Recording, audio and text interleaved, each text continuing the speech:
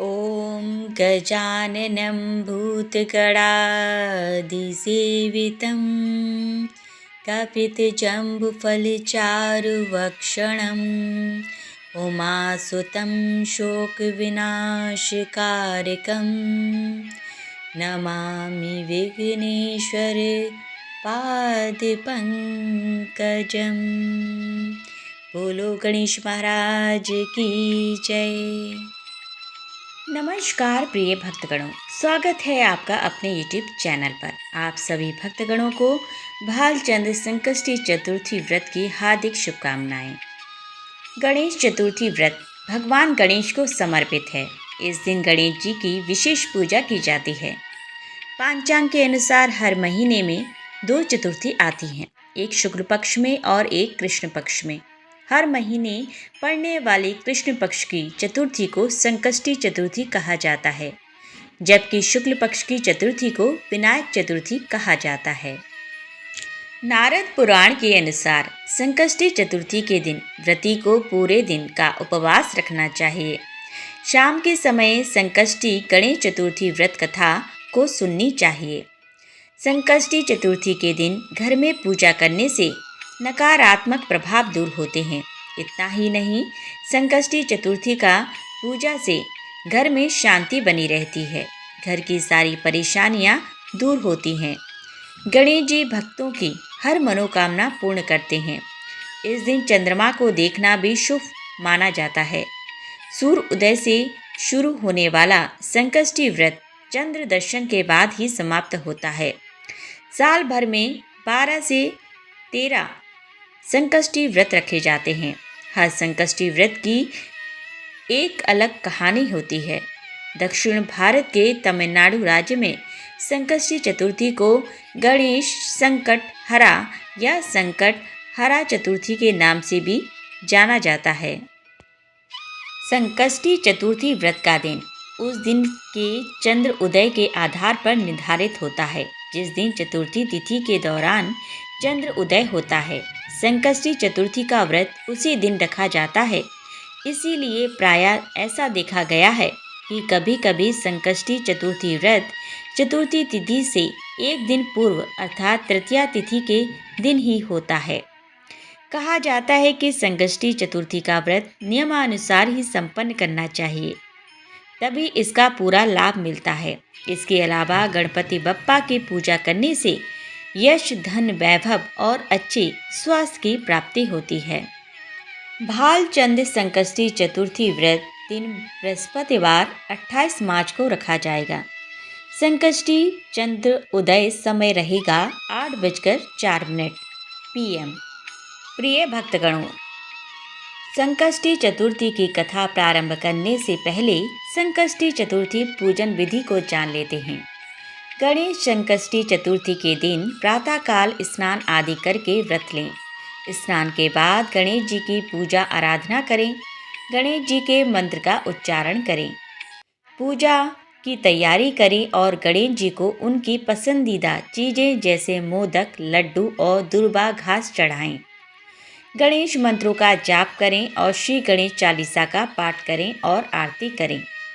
शाम को चंद्र उदय के बाद पूजा की जाती है। अगर बादल के चलते चंद्रमा नहीं दिखाई देता है तो पांचांग के हिसाब से चंद्र उदय के समय में पूजा कर लें।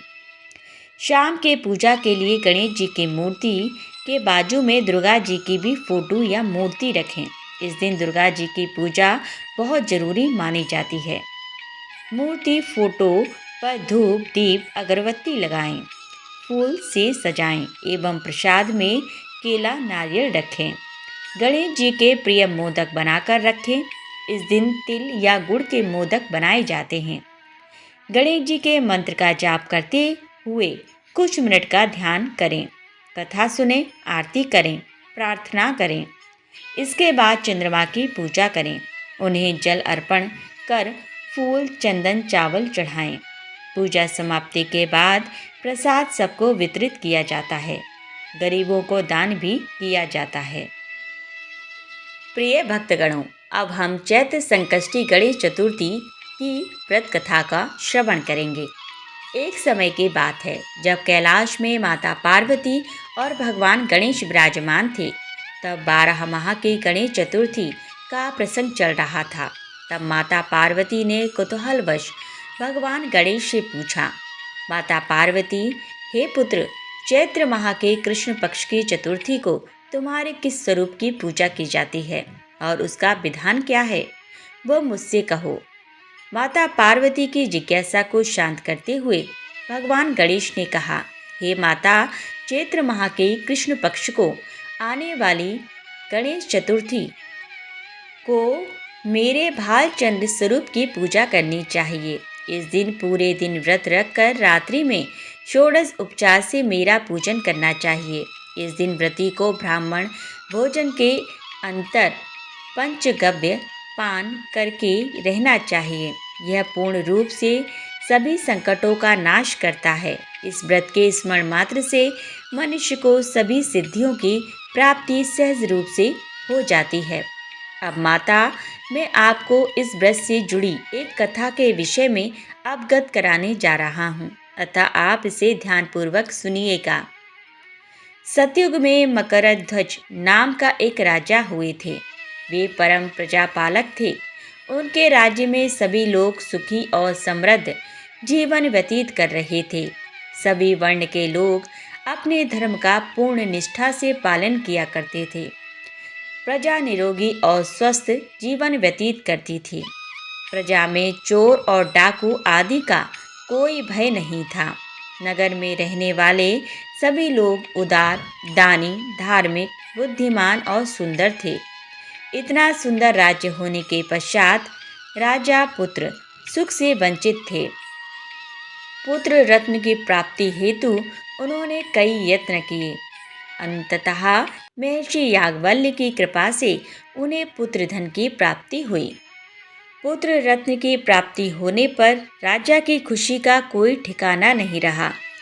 अब वो अपने राज्य का संपूर्ण कार्यभार अपने मंत्री धर्मपाल को सौंपकर विविध प्रकार के खेल खिलौने से अपने राजकुमार का पालन पोषण करने लगे। यहाँ राज्य का शासन अपने हाथों में आ जाने से मंत्री धर्मपाल धन धान्य से संपन्न हो गए। मंत्री महोदय को एक से बढ़कर एक पुत्रों की प्राप्ति हुई। सभी पुत्रों का विधि विधान से पूरे हर्षोल्लास के साथ विवाह संपन्न किया गया। अब सभी मात्र पुत्र धन का उपभोग बड़े जतन से करने लगे। परिवार के सभी सदस्यों में सबसे छोटे पुत्र की पुत्रवधू बहुत ही धर्मपरायण थी। वो भगवान गणेश की परम भक्त थी। चैत्र माह के कृष्ण पक्ष की चतुर्थी आने पर उसने भगवान गणेश की पूर्ण श्रद्धा से आराधना और पूजा की और उनका व्रत अनुष्ठान भी किया। पूजन और व्रत से विचलित होकर सास अपने पुत्र वधू से कहने लगी, अरे, क्या तंत्र मंत्र द्वारा मेरे पुत्र को अपने वश में कराने के उपाय कर रही है। अपनी सास की बात सुनकर पुत्रवधू ने विनम्रता से कहा, हे सासू माँ, मैं संकट नाशक भगवान गणेश का व्रत कर रही हूँ। यह व्रत अनुष्ठान करने से मनोवांछित फल की प्राप्ति होती है। अपने पुत्रवधू की बात सुन क्रोधवश सासू ने अपने पुत्र से कहा, हे पुत्र, तुम्हारी वधू जादू टोने पर उतर आई है। मेरे बार बार समझाने पर भी उसने मेरी एक ना सुनी। अब तुम ही इसे मारकर उसकी अकल को ठिकाने लेकर आओ। मैं किसी गणेश को नहीं मानती। वे कौन हैं और उसका व्रत कैसे होता है? हम लोग तो राजकुल से हैं। हमारी भला किस विपत्ति को वो नष्ट करेंगे? माता की आज्ञा को मानते हुए उसके पति ने उसे मारा और पीटा। इतनी पीड़ा को सहन करते हुए भी उस पुत्र वधू ने व्रत को पूर्ण किया। व्रत के अंत में वो भगवान गणेश जी का स्मरण करते हुए प्रार्थना करने लगी और कहने लगी, हे विघ्नेश्वर, हे गणपति, आप हमारे सास ससुर को अपना परचम दिखलाइए ताकि वो आपकी महिमा को समझ पाएं और उनके मन में आपके प्रति श्रद्धा भाव जागृत हो। अपने भक्त की करुण पुकार सुन भगवान गणेश जी ने देखते ही देखते राजा के पुत्र का अपहरण कर उसे धर्मपाल के महल में कहीं छुपा दिया। उसके बाद राजकुमार के सभी वस्त्र अलंकारों को उतारकर राजमहल में फेंक दिए और खुद अंतर ध्यान हो गए। इधर राजा ने प्रेम पूर्वक अपने पुत्र को पुकारा, किंतु उन्हें कोई प्रति उत्तर नहीं मिला। प्रति उत्तर न मिलने पर उन्होंने शीघ्रता से पुत्र की खोज शुरू कर दी। राजा को अपने महल में पुत्र की पुष्टि न होने पर वो शीघ्रता से मंत्री धर्मपाल के महल में गए और वहां जाकर अपने पुत्र को खोजने लगे। उन्होंने सबसे पूछा, मेरा राजकुमार कहाँ है? यहाँ उसके सभी वस्त्र और आभूषण मिल गए हैं, किंतु मेरा राजकुमार कहाँ चला गया है? किसने ऐसा निंदनीय कार्य किया है? हाय, मेरा राजकुमार कहाँ है? राजा की व्याकुलता धीरे धीरे अब बढ़ने लगी थी। राजा की दशा को देख मंत्री धर्मपाल ने कहा, हे राजन, आपका चंचल पुत्र कहाँ है? उसका मुझे कोई पता नहीं, किंतु मैं अभी पूरे राज्य में बाग बगीचे आदि स्थानों पर उसकी खोज आरंभ करता हूँ। उसके बाद व्याकुल राजा नौकरों, सेवकों आदि से कहने लगे, हे अंगरक्षकों, सेवकों, मेरे पुत्र का शीघ्र पता लगाइए। राजा का आदेश मिलने मात्र से राजा के पुत्र की खोज जोरों शोरों से शुरू हो गई, किंतु राजा के पुत्र का कोई पता नहीं चला। जब राजा के पुत्र का कहीं भी पता न चला, तब वो राजमहल में आके राजा के समक्ष डरते डरते यह निवेदन करने लगे, हे राजन, हमें क्षमा करें, अभी तक अपहरणकारियों का कोई पता नहीं चला है। राजकुमार को पूरे नगर में किसी ने आते जाते नहीं देखा है। उनकी बातें सुनकर क्रोधवश होकर राजा ने अपने मंत्री को बुलाया और कहा, हे धर्मपाल, मेरा राजकुमार कहाँ है?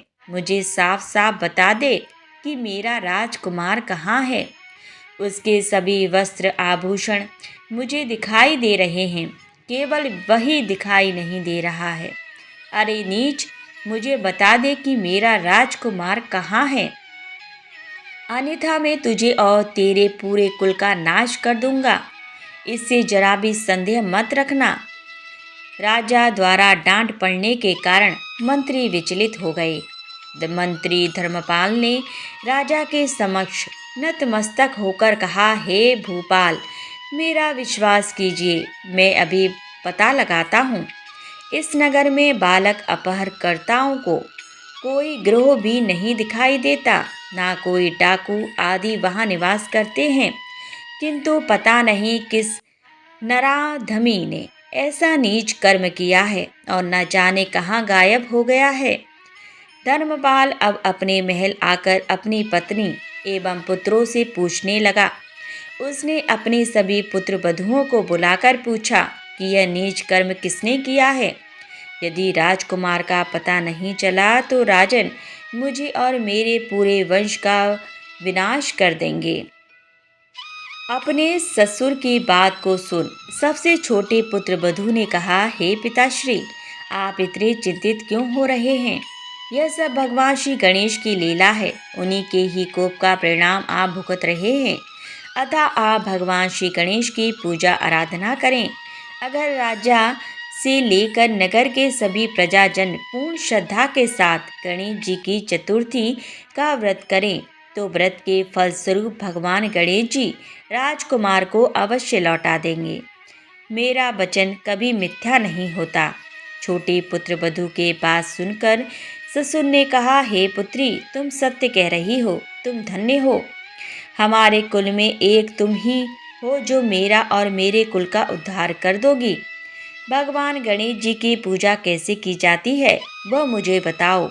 हे सुलक्षणी, मैं मंद बुद्धि होने के कारण भगवान गणेश के व्रत का महिमा नहीं जानता हूँ, अतः मुझ पर और मेरे परिवार को उनके किए गए अपराध की क्षमा देकर राजकुमार का पता लगवा दो।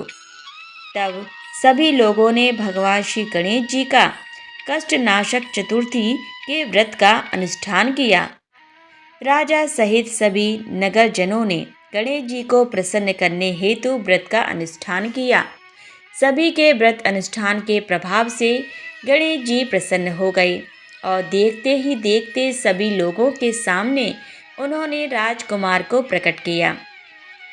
राजकुमार को अपने समक्ष देख राजा सहित सभी नगरवासियों की खुशी का कोई ठिकाना न रहा। वो बस राजकुमार को आश्चर्यचकित होकर देखने लगे। राजा अपने पुत्र को पुनः प्राप्त करके खुशी से फूले नहीं समा रहे थे। भगवान गणेश की लीला को देख वो नतमस्तक होकर कहने लगे, भगवान गणेश जी आप धन्य हैं और धर्मपाल तुम्हारे छोटे पुत्र वधु भी धन्य हैं, जिसकी कृपा से आज मेरा पुत्र यमराज के यहाँ से लौटकर दोबारा आया है। अतः आप सभी नगरजन इस संतान दायक संकष्टी गणेश चतुर्थी व्रत को विधिवत करते रहें। श्री गणेश बोले, हे माता, इस व्रत से बढ़कर इस लोक तथा सभी अन्य लोकों में और कोई व्रत नहीं है। इस कथा का श्रवण युधिष्ठिर ने भगवान श्री हरि कृष्ण से सुना था और इसी चैत्र माह के कृष्ण पक्ष को आने वाली चतुर्थी का व्रत करके उन्होंने अपने खोए हुए राज्य को फिर से प्राप्त किया था। तो प्रेम से बोलिए, गणेश महाराज की जय, भगवान शिव शंकर माँ पार्वती की जय। हर हर महादेव। प्रिय भक्तगणों, आज की कथा यहीं संपन्न होती है। यदि आपको हमारी यह वीडियो पसंद आई है तो प्लीज़ हमारी वीडियो को लाइक ज़रूर करें और यदि इसी प्रकार की और वीडियो भविष्य में देखना चाहते हैं तो हमारे चैनल को सब्सक्राइब अवश्य कर लें। पूरा वीडियो वॉच करने के लिए धन्यवाद।